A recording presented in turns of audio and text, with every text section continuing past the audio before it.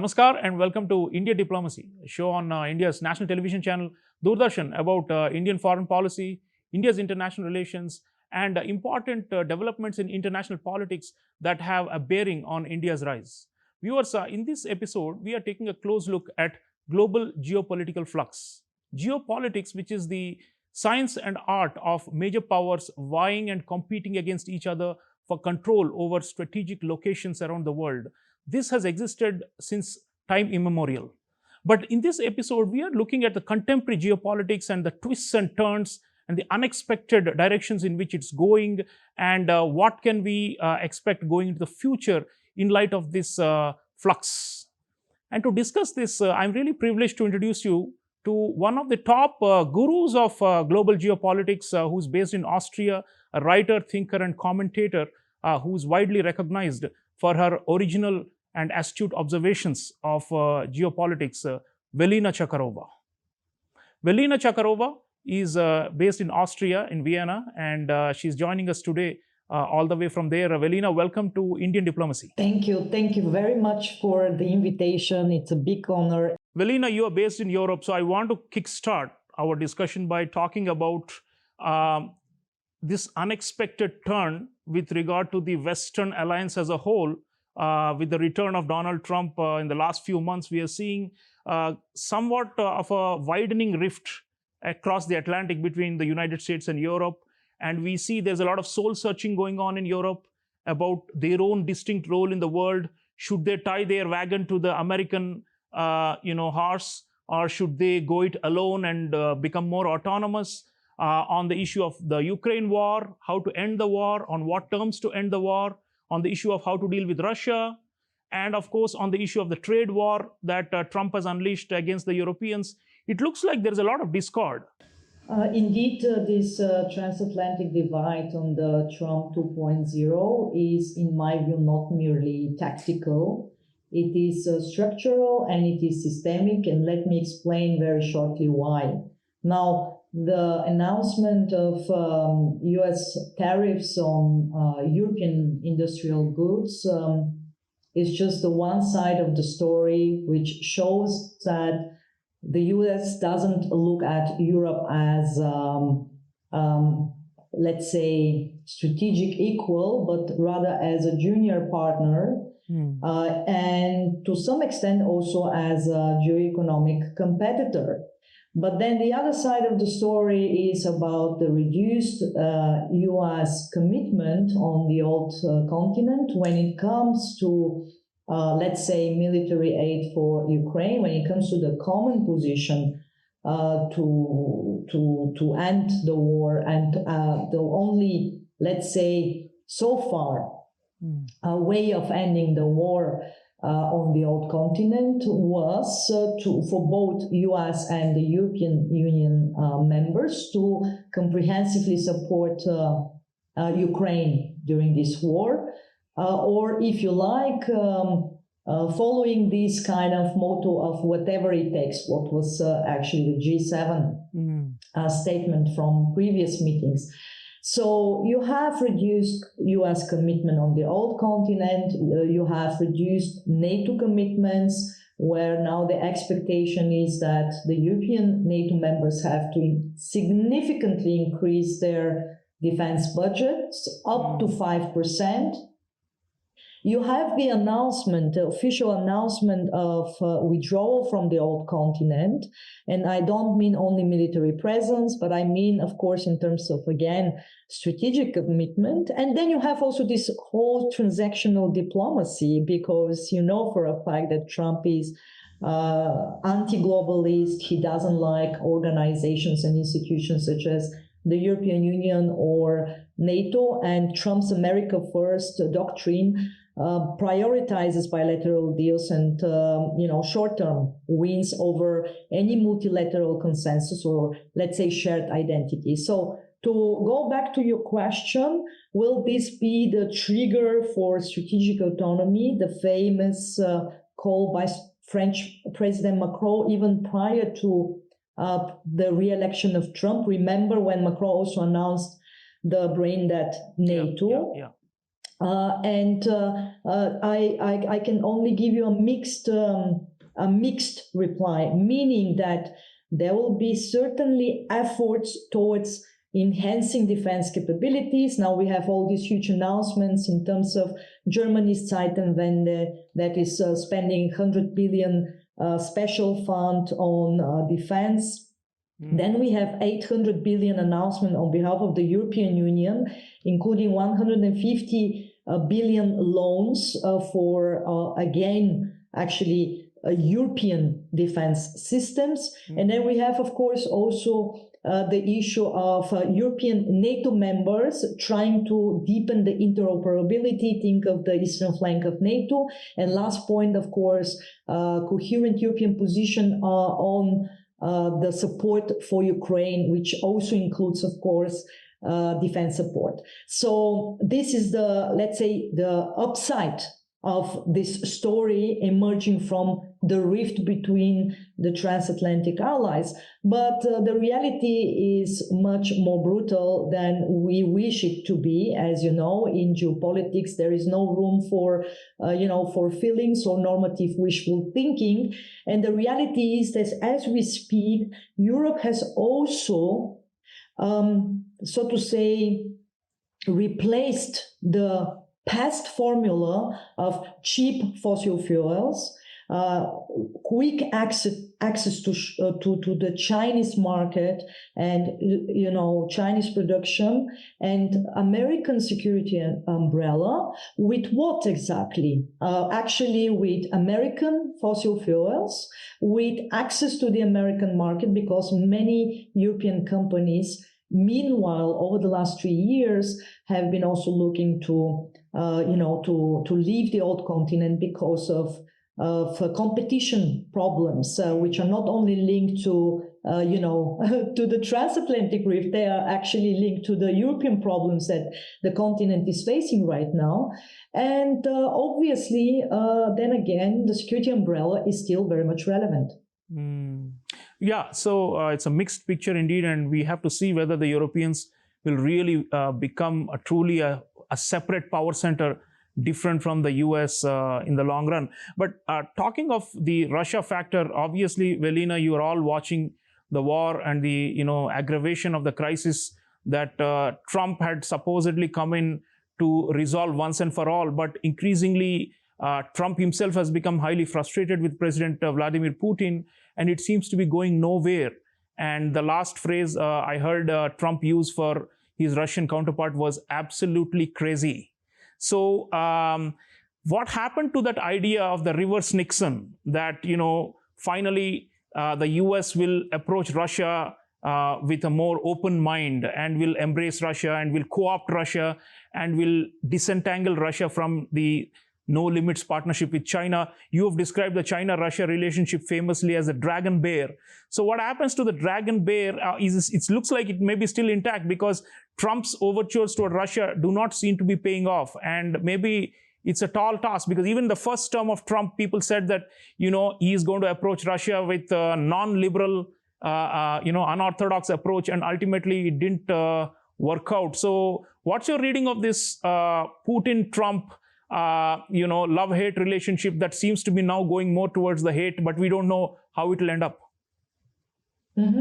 Well, let's start first with the seductive simplicity of this reverse Nixon-Kissinger thesis, the idea being that if Nixon and Kissinger could flip mouse China to isolate the Soviet Union in the 70s, then Trump, who prides himself on disruptive deal-making, might try and be successful in getting the inverse.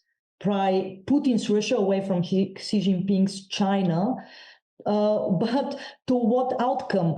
Obviously, the outcome of that success, which I regard being quite unlikely, especially in the short to middle term.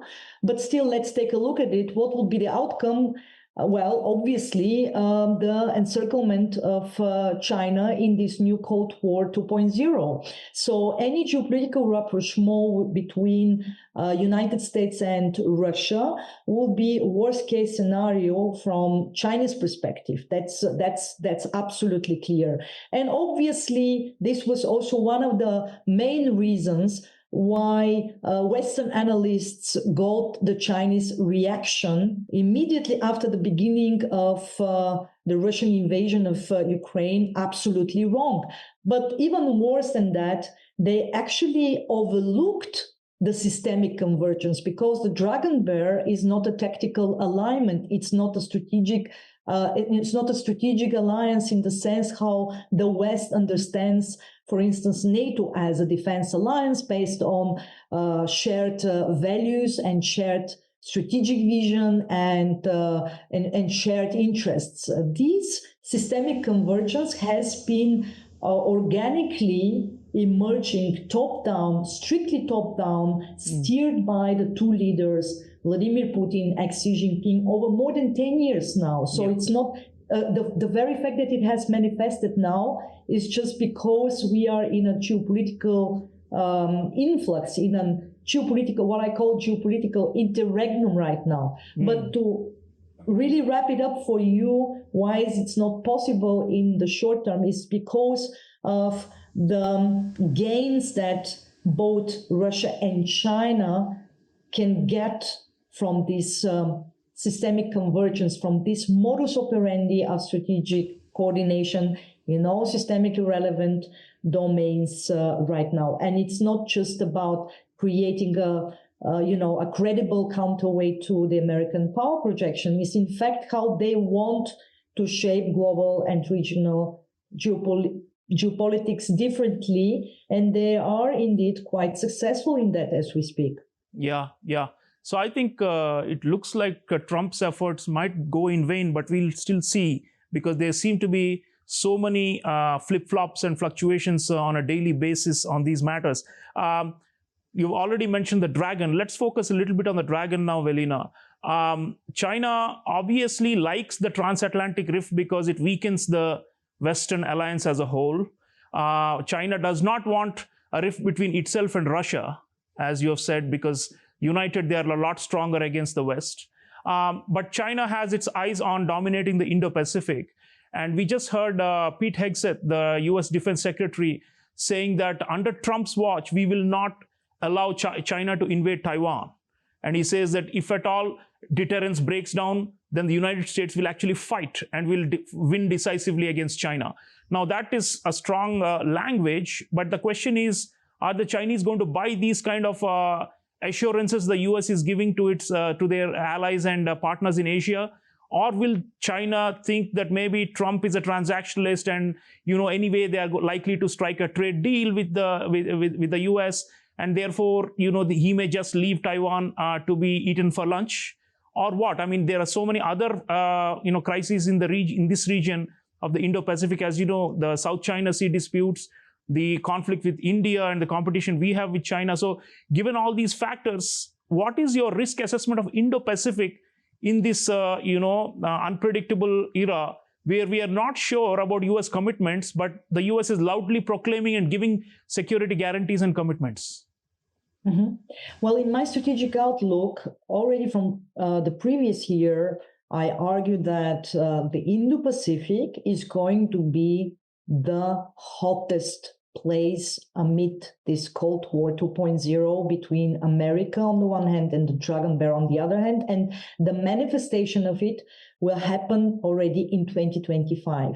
So it's not going to be Ukraine, it's not going to be Gaza and the Middle East, it's going to be the Indo-Pacific, with this combination, of course, of what I describe a death by thousand cuts approach by Beijing to Taiwan. So this, and I can explain a little bit what it means, but also, of course, the militarization of the Indo-Pacific, the creation of new facts on the ground in this gray zone warfare, because we have entered the era of gray zone warfare. That is what Cold War 2.0 is about. Anything below the threshold of kinetic conflict is already happening in the region. And this is what I'm trying to, convey as a message, that this is the new normal in the Indo-Pacific. So we are going to witness daily airspace incursions and naval encirclement drills, and drills that, point to economic blockade, cyber attacks and digital infiltration, as well as political and economic coercion. And all of this, the full package, is what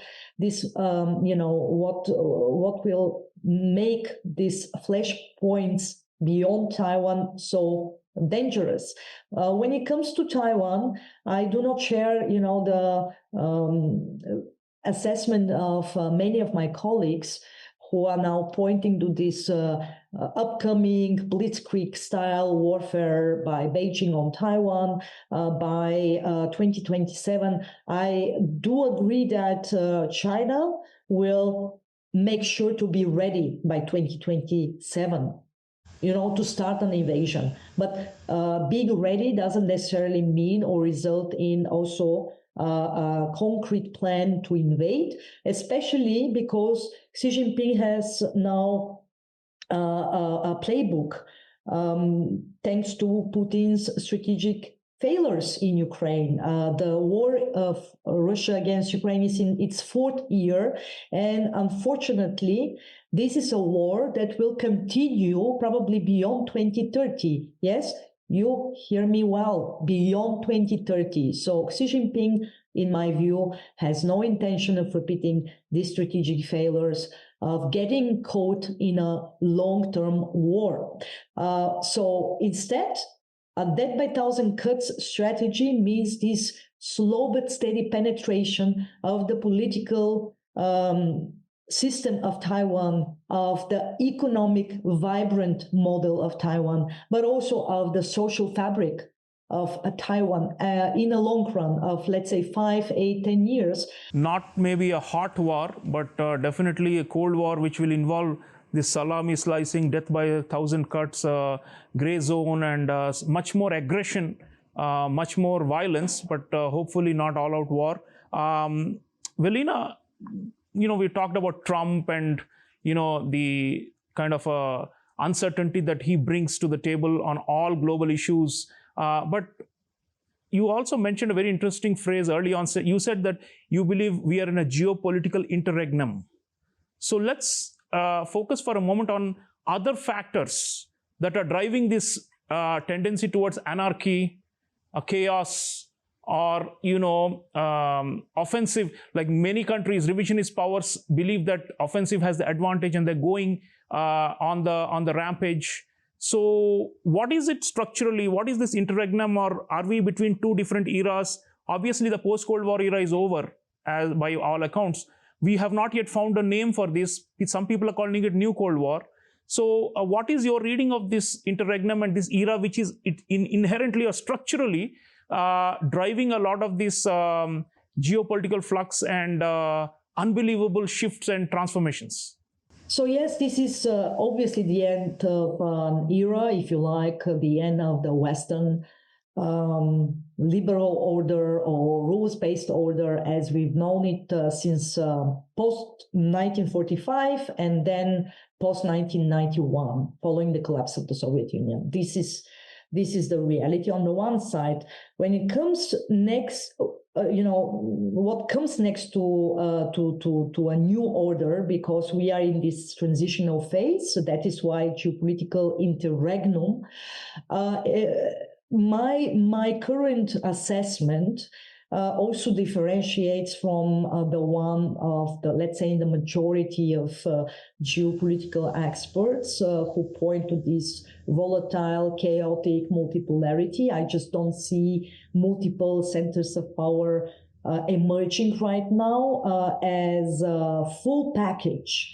And let me explain what I mean by that. So the structural bifurcation I've been pointing to for more than 10 years now means actually the emergence of two absolutely incompatible systems. So the repercussions, the geopolitical and the geoeconomic ones from the emergence of these two incompatible systems are devastating. This is why we qualitatively and quantitatively have the worst case of military conflicts and wars right now. So if you take a look at the number of conflicts and wars, you clearly have the full picture. You clearly see that it's the highest since the end of the Second World War. If you take a look at the qualitative part of the way how wars and military conflicts are being waged right now, it's absolutely devastating. We do not need even to start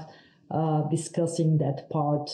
Take a look at the Russian war, which is the most systemic risk not only to Ukraine in terms of full subjugation and extermination, but also obviously in terms of the possibility for the destruction of the security architecture in Europe. If you take a look at the Middle East, and again, you clearly see it's not just Hamas and Israel escalation. It's not only Israel and Iran. You have also the whole case of Palestine with the devastating humanitarian loss for the Palestinian people. And then you have also all of these, regional dynamics on the ground where Arab states and Israel are still in a kind of a mode to try to find a way towards normalization. And then we obviously discussed already the Indo-Pacific, and not to speak of the whole gray zone in Latin America, Africa, and certain parts of Asia and Europe, where you have also terrorist activities, you have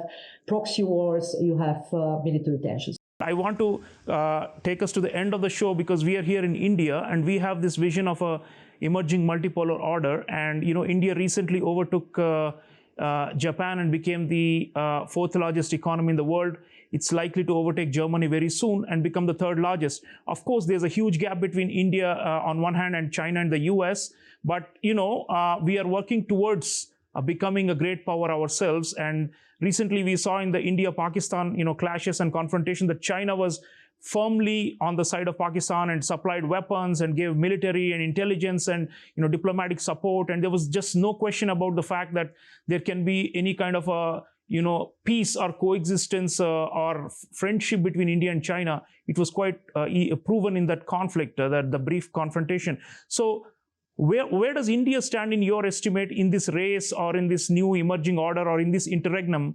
Yes. So in my view, as I've been arguing for quite some time now, India is the only authentic geopolitical and geoeconomic bridge builder right now. That is a player on the global arena that is able to take the best from both worlds right now. So it is interacting, and rightfully so, with both systems for the moment because it has the military footprint and power projection in the region. It has the geoeconomic clout.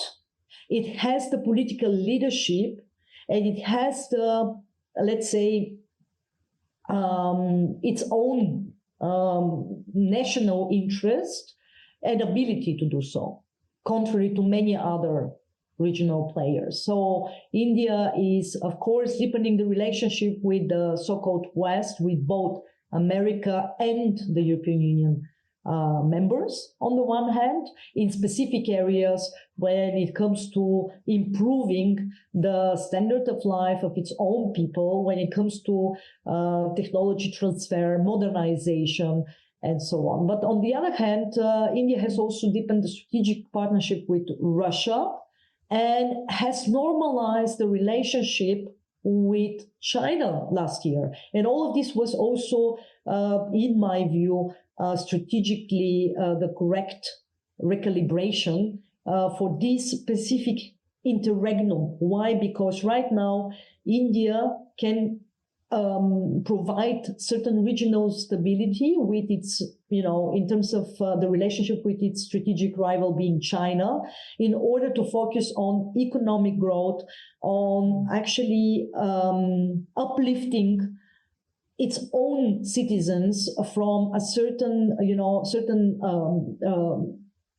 economic state into a much more improved one. I think this is the way forward on the one hand. At the same time, this Indian leadership and this Indian position is much more, it's is much more mature than, let's say, the previous role of India during the First Cold War. So this is not going to be a non-alignment movement and India being positioned as a leader within it, in my view. I would argue that India will establish itself as its own authentic center of power at some point of time in the future. But for that to happen, there are certain necessary steps that need to be made in terms of modernization of Indian army, in terms of riding the wave of the fourth industrial revolution, most likely with Western partners, mostly because of